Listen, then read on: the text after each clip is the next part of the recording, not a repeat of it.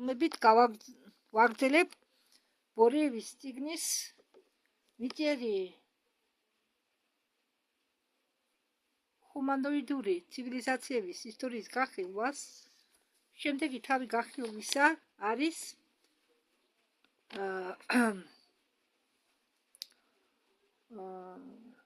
თემა მონღოლების დამზადების დაწყობის ტექნოლოგია. ლექსი გამოვტოვე. შორეულ იაპონიაში პლიადნელებმა დაიწყეს დამზადება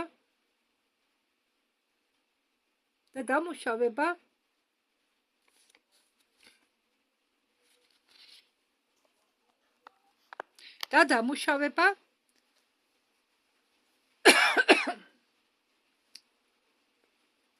ნიმუშების დამზადება დააწყობა აზიატისა იმ მასალებიდან, რაც ხელს ჰქონდათ თავის იაპონურ მოდელში.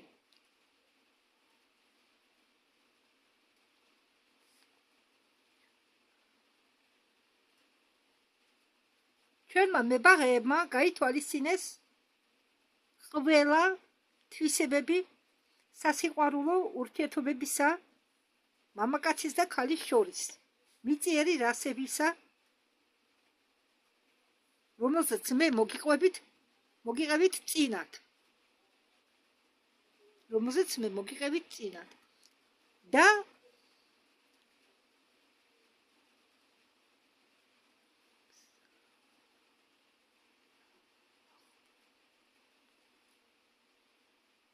მზადების ტექნოლოგია ახალი ადამიანისა იყო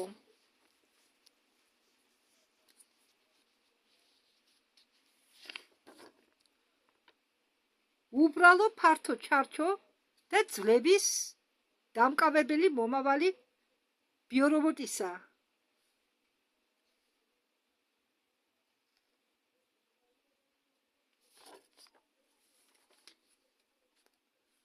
ხო, როგორც გითხარით, ადამიანის დამზადება დაიწყეს, ახალი ადამიანის დამზადება.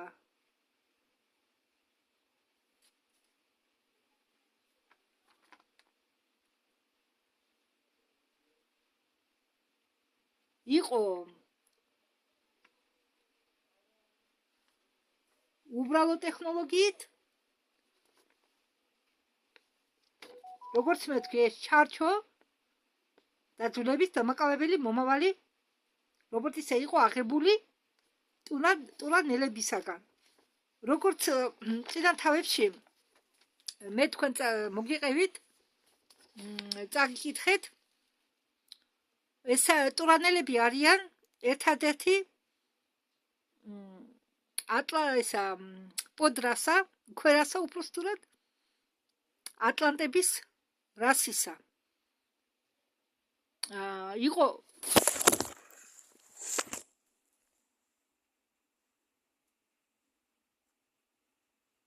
მომიტევეთ ფონი დამივარდა, რომელსაც ვიყენებ ამ წიგნის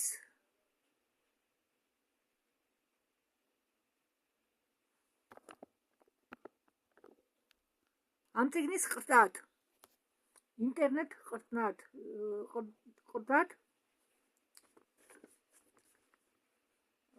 რომელსაც წაიკითხოთ, რა წერია, ხელად მიხვდებით, რომ ეს არის ბორიევის წიგნი, მიწიერი ჰუმანოიდური ცივილიზაციების ისტორია.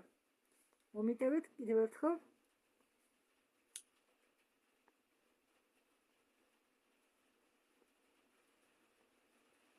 გამძლეობა, სიმყარე, ძალა, გამტანობა, ტურანელების პლუსებისა, რაც გააჩნდათ მართლაც დადებითი ტურანულ ერთს, რომელიც იყო გამოყვანილი ორიონის ჰუმანოიდებით, მაგრამ ძველ გავდამრთველი სკოლოფი ნებებისა გადაწყვეტილი იყო შეეცვალათ ახალი ელექტრონიკით.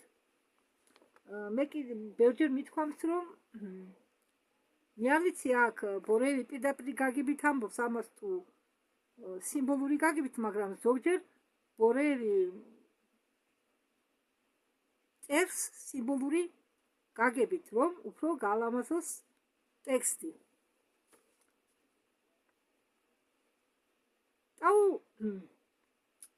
რინელები მაშინ იყვნენ უბრალოდ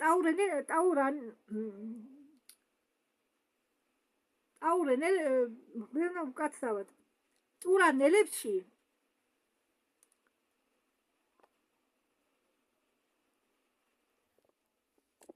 მაშინ იყო 7 მთავარი ჩაკრა. წამყვანი იყო პირველი და მეორე ჩაკრა. ესე იგი, მაშინ და ტურანელებს ჰქონდაო 7 ჩაკრა, რომლიდან წამყვანი იყო პირველი და მეორე. სიჩქარეების გადართვის დროს მეოთხე ჩაკრაზე და მაღლა ეს აზიატი ხურდებოდა და ტყდებოდა. ჩაკრები იკვამდებოდა და იწვებოდა. გამაგრილებელი სისტემა დუღდა და მიწიერი გიშდებოდა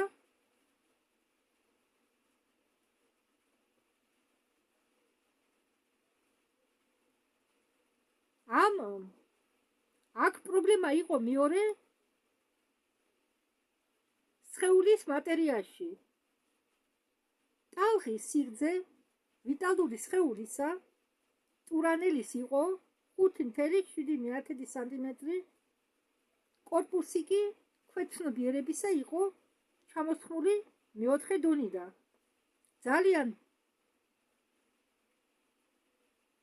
დიდი განსხვავება ტალღების სიხშირეებში მესამე აურიული და მეოთხე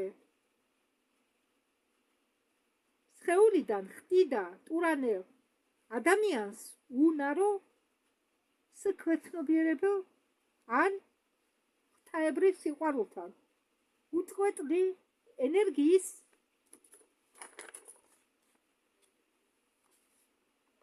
ტრანსფორმაციით ქვედა მენტალის მაღალი ასტრალურ ენერგიაში პლიადინელებმა ჩაამონტაჟეს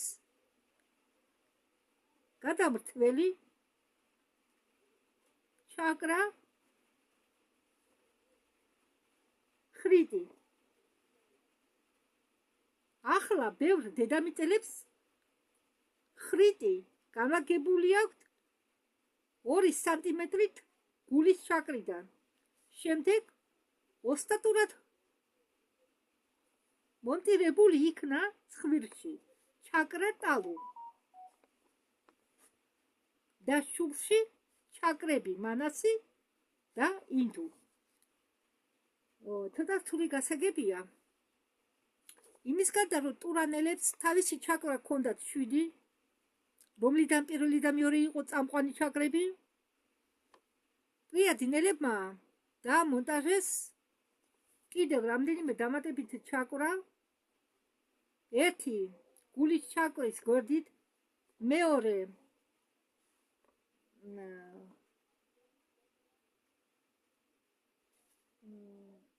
პლიადინელებმა დაამონტაჟეს გადამსვლელი ჩაკრა ხრიტი. ხო, დამატებითი გადამსვლელი ჩაკრა ხრიტი. ახლა ბევრ დედამიწელებს ეს ხრიტი განლაგებული აქვს 2 სანტიმეტრის სიგრძეზე გულის ჩაკრიდან. შემდეგ ოსტატურად მონტირებული იქნა ცხვირში.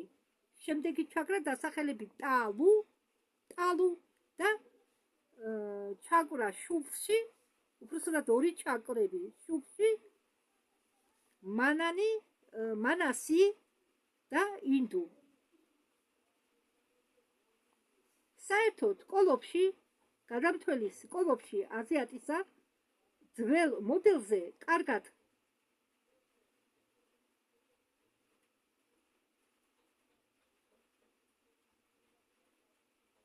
დაიმუშავოს. ხოლოდ ვიტალური სხეული ტურანელისა იყო დაკიდული 26 ჩაკვრა გადამთველი 3 სანტიმეტრიანი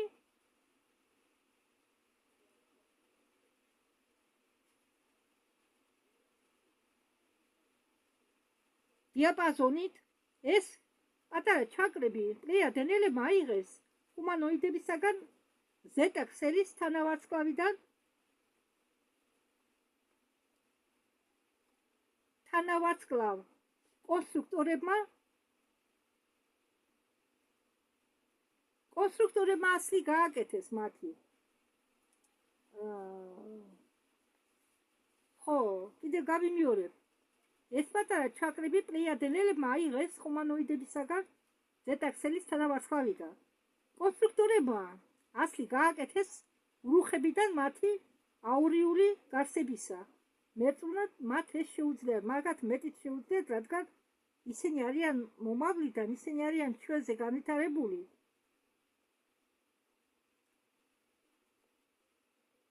დაწვრილებით დაწყობა განლაგება პატარა ჩაკრებისა იაპონურ მოდელზე.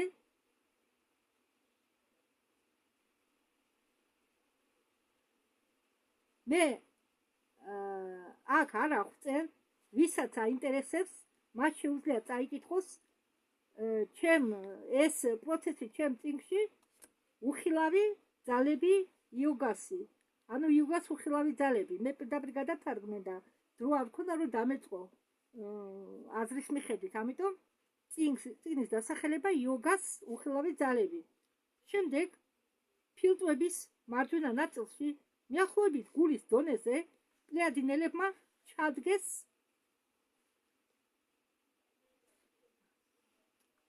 ასტრალური დამაჩხარებელი. ის იყო შეერთებული ორი არხით ნადიდა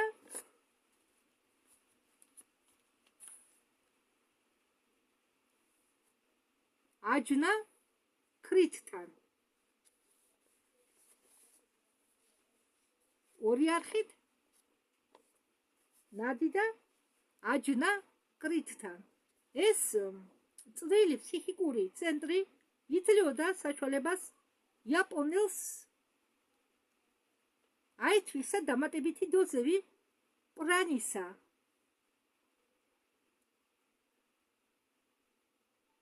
სუნთქვის დროს და აქედან გამომდინარე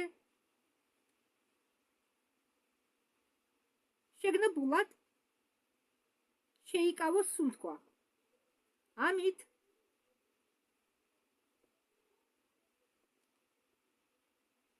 იაპონელს აუმჯობესდებოდა მარჯვენა ნახევარსფეროს მუშაობა თავი ტვინისა, ესე იგი ქვეცნობიერებისა. ორი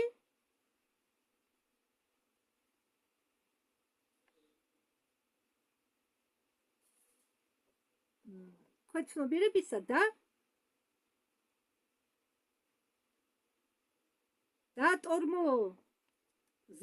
დაატორმოზებინა ლოგიკური წყობას მარცხენა ნახევარსფეროსი თავის ტვინისა. ესე იგი, თავის ტვინის ერთ სფეროს აამუშავებდა, აჩქარებდა, მეორე თავის ტვინის მუშაობას პირიქით ანელებდა, აატორმოზებდა. ქვედა მენტალი ქვია ამ მეორე ტვინს, ესე იგი, ქვეცნობიერება და ქვედა მენტალი.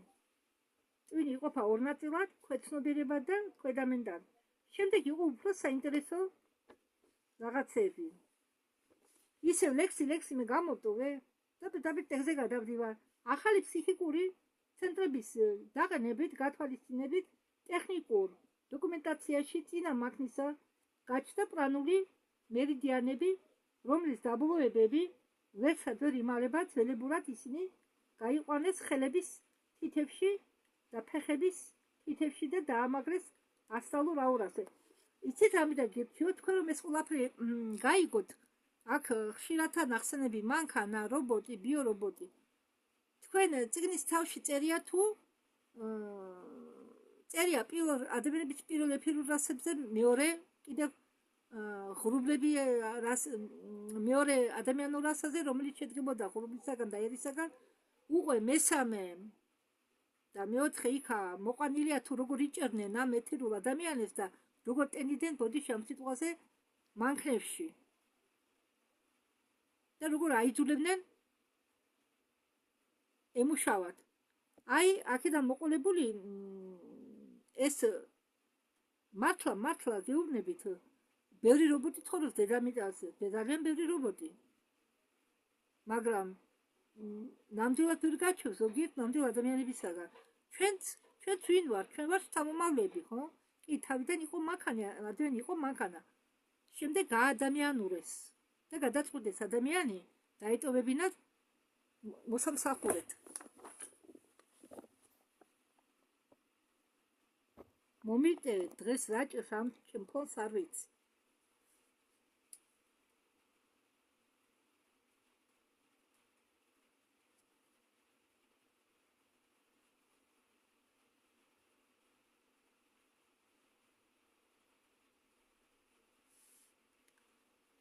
მაგრამ ამ მოდერნიზაციამდე ყოველი თითიდან ტურანელისა უკვე გამოდიოდა ორი მასიური არხი, ნადი. ამიტომ იაპონელებს მერიდიანებით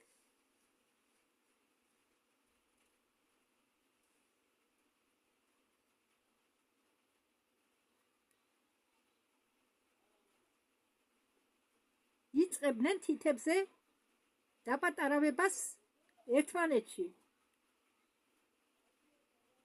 ბიორობოტული ხელები იკუმშვებოდა, ესე იგი თითები უპატარავდებოდათო იაპონელებს, ახალ პირველ პარტია იაპონელებს და თითებიდან აპრწკლებს უშვებდნენ, რომ აერიდებინათ მოკლედ ჩართვა ჰუმანოიდებმა პლანეტა ბელიმიდან შესთავაზეს ახალ კონსტრუქციაში მომავალი აზიატისა და ემატებინათ დამატებითი თითები ზედა და ქვედა კიდურებზე და შეეცვალა ძველი პროცესორი ხუთიანი პენტიუმზე, ესე იგი 6-იანზე. ხუთიანი 5 თითიდან პენტიუმზე 6 თითზე და ჩაერთოთ კიდევ ორი ბლოკი ოპერატიული მეხსიერებისა თავის კომპიუტერში. მოდერნიზაციის სრულის პერიოდში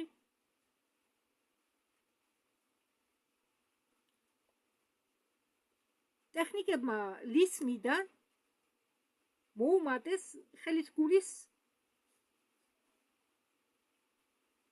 გაცხელებას დედამიწელებისა, იმით რომ ჩამოაგდეს ნარჩენი ინფრა გამოსხივებისა. მეოთხე თვალის გავლით, რომ ადამიანს კომფორტულად შეეძლო მუშაობა ზედა ხელებით, სხეულის სიმაგრისთვის, ტერფის გავლისთვის ტერფები შეაბრუნეს შიგ და მოღოლულ რასამ დაიწყო სიარული დათვივით. ალბათ ყველა მიცით თუ დათვი როგორ დადის და თათებს როგორ ამოძრავებს. ყველას გექნებათ ნანახი. მასეთნაირად დადიოდნენ. გავიდა წლები, როგორც იქნა ცდები გამოსტილი ბიორობოტებისა იყო დაცულებული. კონსტრუქტორებს პლანეტა ბელიმიდან მათ მანქანების ხელების დასამუშავებლად დაჭირდათ კუნძულ ბარენცის ზღვის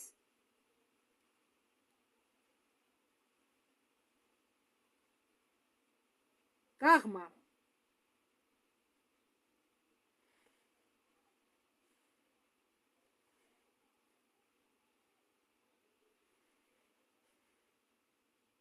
ახლა მაგ ადგილას განლაგებულია ჩრდილო პოლუსი.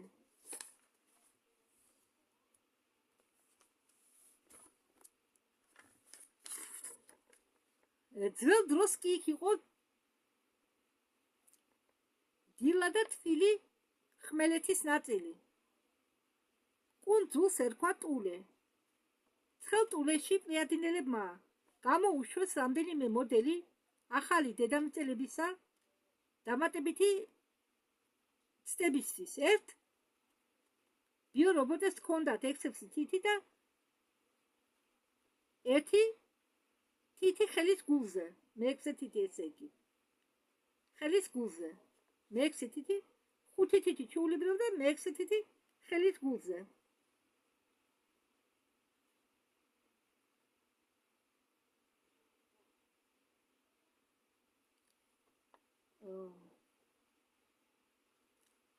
მეორეს მოდელს, მეორე მოდელების პარტიას ჰქონდათ 10 თითი. ამ მანქანების რაოდენობა იყო ცოტა, სამაგიეროდ არასერიული, რომლებიც არ იყვნენ კონვეიერზე აყვანილი. გამოვიდნენ იღბიანები. ისინი ფლობდნენ გამტანიანობით და სიჯიუტობით. კერკეტები იყვნენ, როგორც ტურანელები და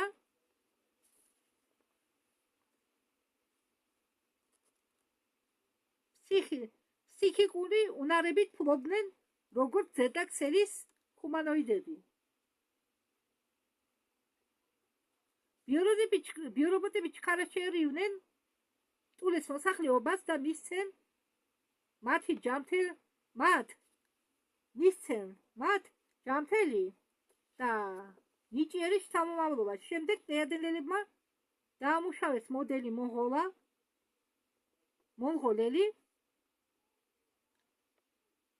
დამატებითი არხების ბოლოები ნადისი მაგათმა დაამოკლეს წინა პანელზე შემოსატყული მერიდიანები. შემოსატყულ მერიდიანებზე უკაცრავად შემდეგ პლიადინელებმა დაამუშავეს მოდელი მონღოლოიდი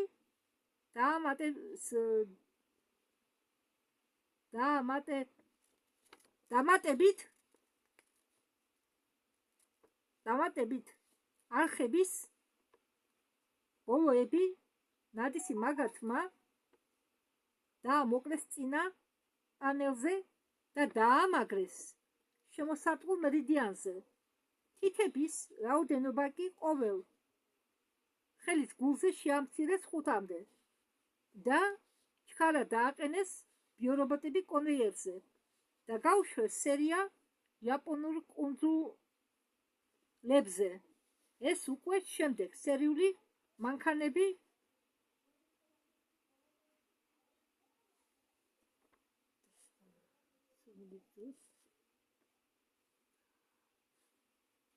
დაამატეს სვლის დროს კრისტალური ხალხის, ესე იგი, ჯერ მაგათმა კონვეიერზე გაუშვენ იაპონელები, შემდეგ დაამატეს კრისტალური ხალხის ქრომოსომები სირიუსიდან და დეტალურად დაასახლეს მიღებული ერებით ახლო დაშორი აღმოსავლეთი. კიდევ გეტყვით, ახლა მე კარგად რომ გაიგოთ. ამათ პლიადინელებს უნდათ მოხოლოდური რასის შექმნა, რომ გადაერჩინათ დედამიწელები თვით განადგურებისაგან, რომ კონფლიქტი შეეჩერებინა, ომები შეეჩერებინათ. მოკლედ ეს აღწერილი აქვს გოეს, მე მგონი მაქვს ეს ვიდეო ცალკე, მაგრამ მაინც აგიხსნით ახლა, რადგან ამას შევეჯახეთ. და ამათმა აიღეს ზედაქცელის ერთ-ერთი ერის ქრომოსომები, აიღეს ტურანელების ყავისფერი ქრომოსომები, აიღეს პლიადინელებმაც დაამატეს თავის შეყუთელი ქრომოსომები და ამ სამი ერიდან, ზედაქცელიდან, ტურანელებიდან, პლიადინელებიდან შეიქმნა ახალი მონღოლოიდური რასა. ჯერ იყო სინჯი, იმ 6 თითებიანი ბევრნი არ იყვნენ ისინი, მაგრამ მაინც გაუშვეს ხალხში გამრავდა. მერე ერთი პარტია იყო 6 თითიანი, მეორე პარტია იყო 10 თითიანი. შემდეგ ისევ დააბრუნეს 5 თითი, ხო და იმისთვის რომ და შექმნეს იაპონური რასა და ეს რასა კონვეიერზე გაამრავლეს რა, როგორც რობოტებს აკეთებენ ახლა კონვეიერზე და მაგით დაასახლეს იაპონია. დიახ, იაპონელები შედგებიან, შენარევი არიან ზეტაქსელის, ტურანელების და პლეიადინელების ნარევისგან. მაგრამ ამას მოგვიანებით პლეიადინელებმა დაამატეს კრისტალური ხალხის ქრომოსომები სირიუსიდან და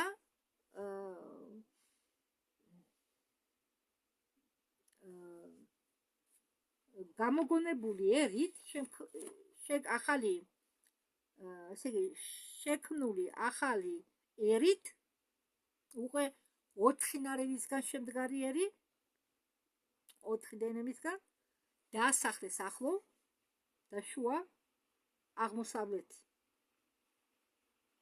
უბრალოდ ხო, ახლო და შორი აღმოსავლეთი.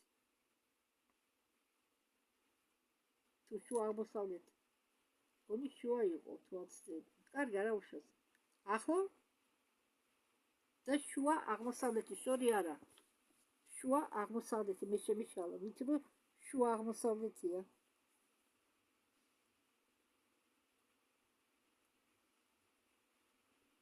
შორი აღმოსავლეთი არის დალივასტოკ.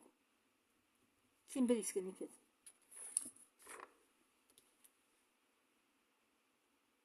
შემდეგ იაპონურ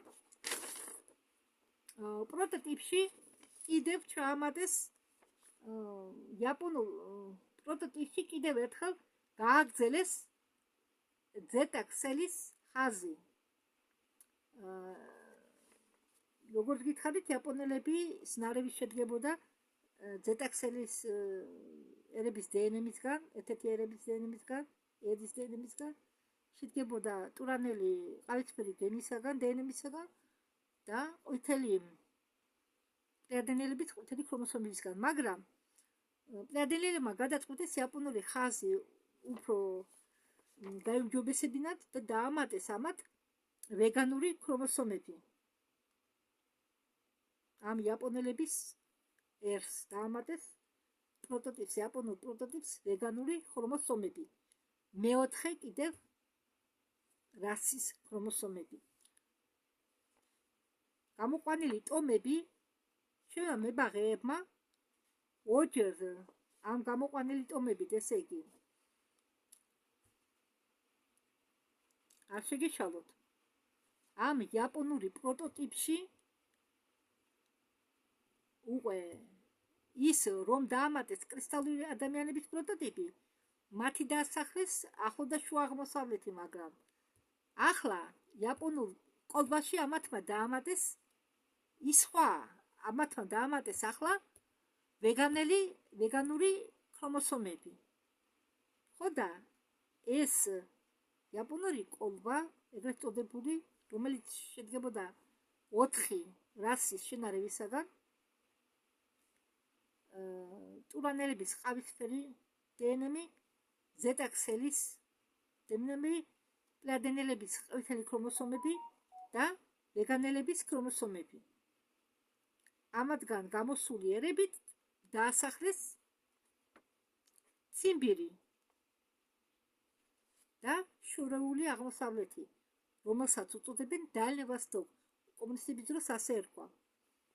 ჩინეთში კი დაასახლეს 4ჯერ იაპონური მოდელი, მაგრამ იმ ნარევისგან, რომელიც შედგებოდა მხოლოდ 3 რასისაგან, რომელიც თავიდან შექმნეს. მე შეგახსენებთ ახლა ამას. ზეტაქსელი, ტურანელები და პლეიადინელები. ეს არის იაპონელების პროტოტიპი. ამ იაპონელების პროტოტიპით მოდელებით კიდევ ერთხელ არა 4ჯერ იაპონელების მოდელით 4ჯერ დაასახლეს ჩინეთში. ჩაათესეს ჩინეთში. მე სულ მიკვირდა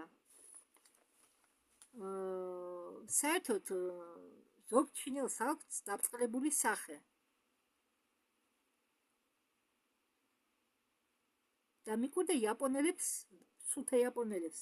შენ არ ვიარა სულთა პირველი მის ჩათესილი ზედა აქვენ მსხვილი თვალები.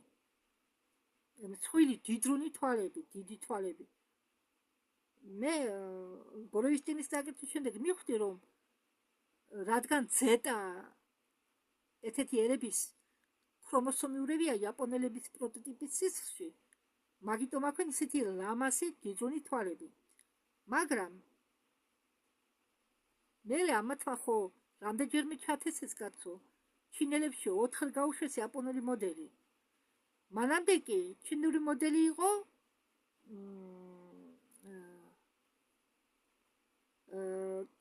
დამატებული ამ სამნარევს, უკვე ხვდებით მე რაზე ვამბობ, ამ სამნარევს დამატებული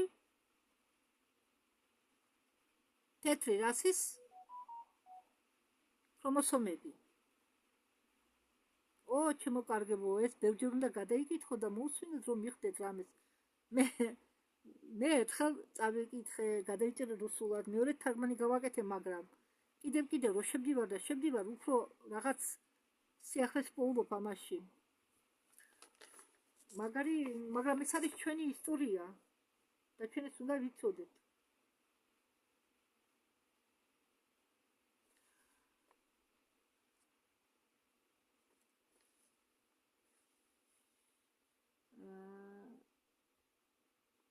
ახლა გადავდივართ ახალ თემაზე.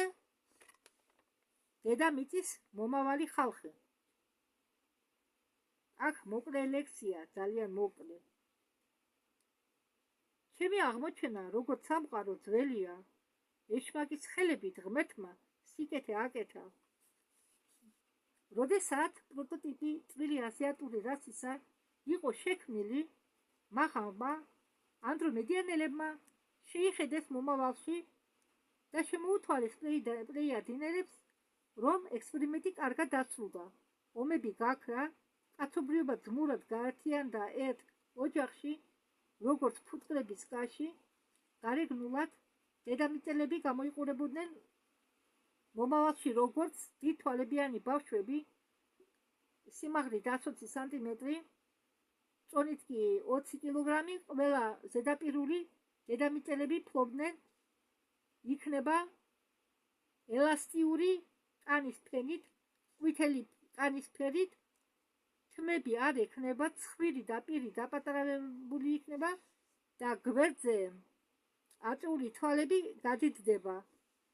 კბილების მაგივრად ბრტყელი, ქსოვილი ექნებათ ყურები, მილებისავით დახვეული ექნებათ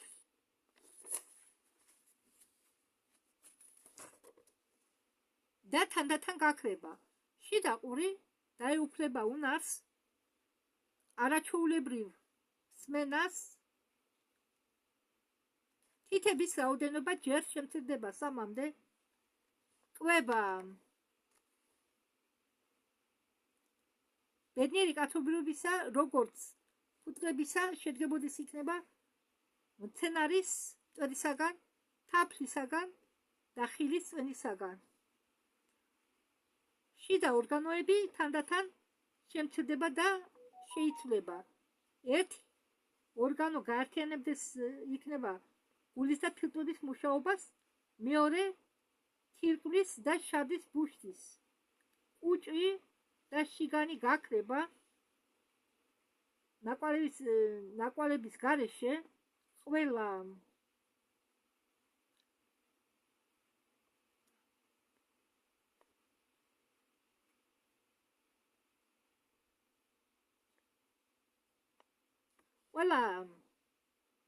ფლობდეს იქნება ლევიტაციას, ტელეპათიას, ტრანსმუტაციას, ტელეკინეს და ლამაზად იფრენენ ხაერში, სადაც ხელებს გაშლიან მომღიმარე მწვანე პლანეტაზე. ასეთი ბედნიერი ამბების გაგების შემდეგ პლეიადინელებმა დაიწყეს მონღოლოიდების დასახლება იაპონიიდან მთელ აზიაში. ახალ ქვე რასას დაუწყეს პატრონობა სხვა ვარსკვლავებიდან მოსულმა უცხო პლანეტელებმა, რომლების ტერიტორიაზე ისინი იჭრებოდნენ. მასწავლებლებმა პლეიადებიდან გადასცეს მონღოლოიდებს სხვადასხვა სულიერი ტექნიკები და მორალური პოტენციალი. ზედაქცელიდან აზიატური რასის შექმნის და სწავლების დროს ზედაქცელები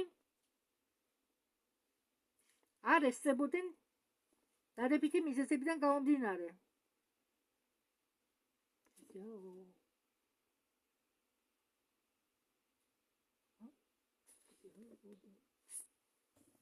ნიშნულოვანი რაღაც მიზეზებიდან გამომდინარე ისინი თავს იცავდნენ სირიუსის ფლოტისაგან. ამიტომ პლეიადინელები ეძებდნენ სულიერ და მორალურ ფესვებს დეტალების ერებში, ვარსკვლავურ სისტემებსა და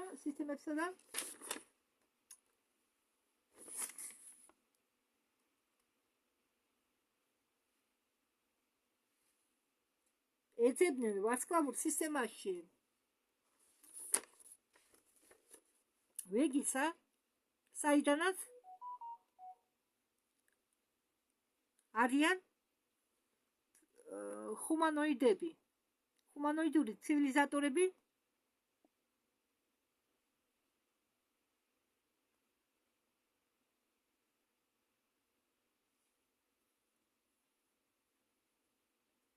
საიდანაც არიან ეს ჰუმანოიდური ცივილიზატორები. ალკიონიდა, სისტემა ალკიონიდა.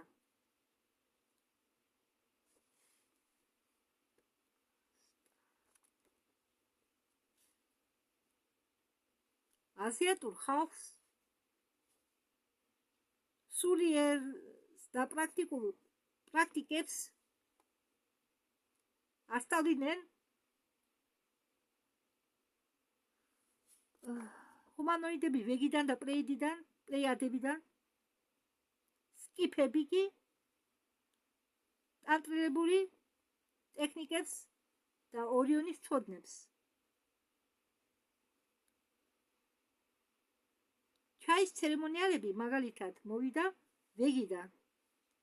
მე აქ იგულისხმება, მე არ ვიცი ახლა ახალგაზრდებს არ ემახსოვრებათ შეიძლება, მაგრამ საბჭოთა კავშირის დროს ყველა მიცოდა თუ რომ იაპონიაში ტარდებოდა ახლაც ატარებენ შეიძლება ჩაის ცერემონიალებს, მაგრამ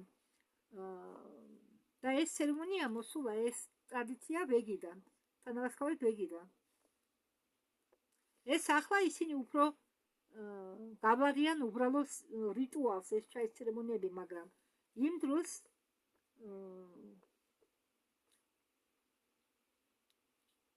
ჩინელების დასახლების დროს იაპონიიდან აზიაში ჩაის ცერემონია იყო ძლიერი მედიტაციური პრაქტიკა იმისთვის, რომ მომხდარიყო გაცნობიერება გამოსვლა სხეულიდან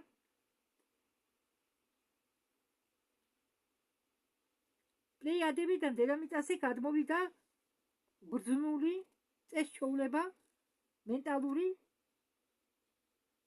კარიბჭეებით სარგებლობა ენერგიების სხვადასხვა ადგილების გაყოფისთვის, როდესაც ბორელები მოაწმა ხმელეთს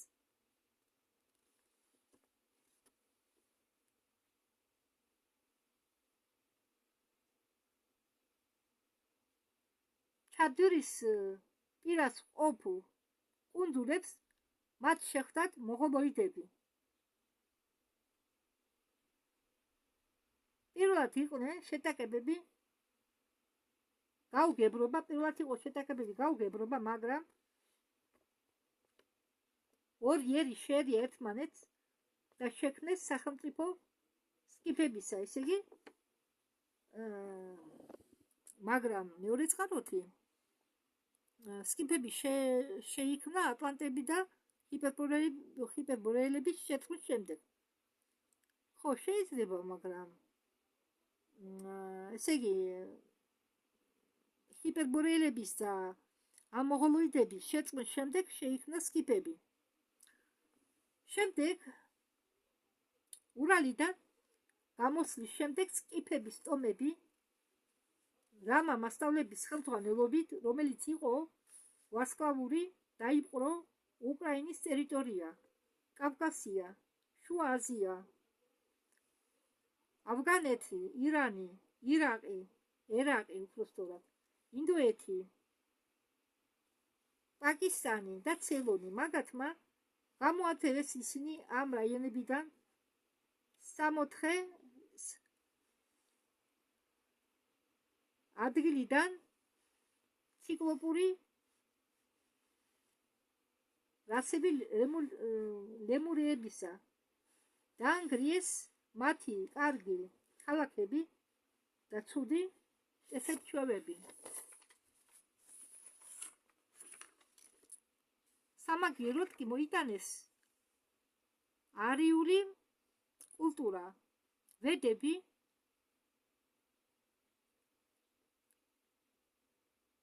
და ღმერთ რამას კანონი უკაცრავად ღმერთ რას კანონები, ყველა ზედაპირული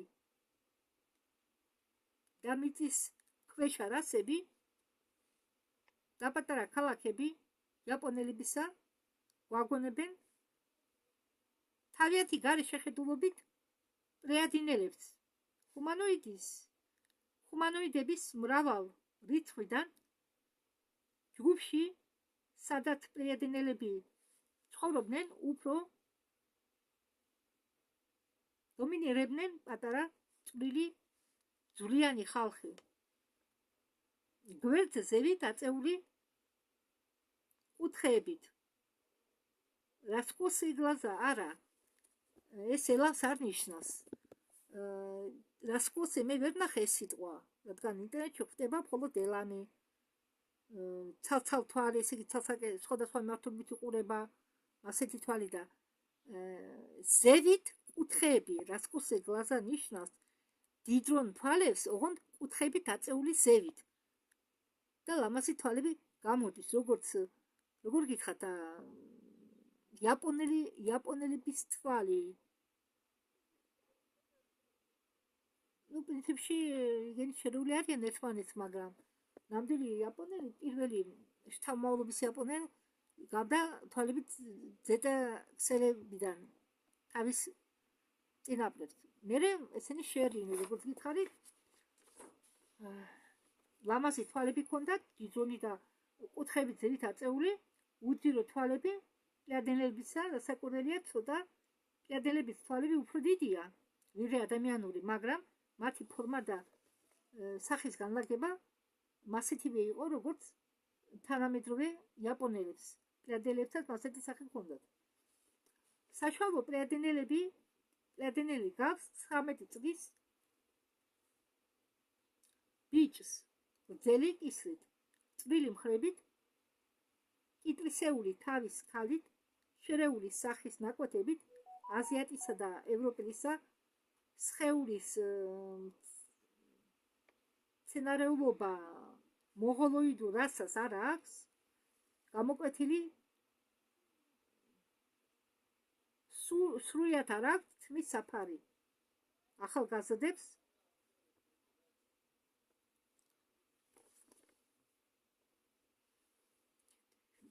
კარგი, ამაზე შევჩერდეთ, და ცოტა რთული თემა.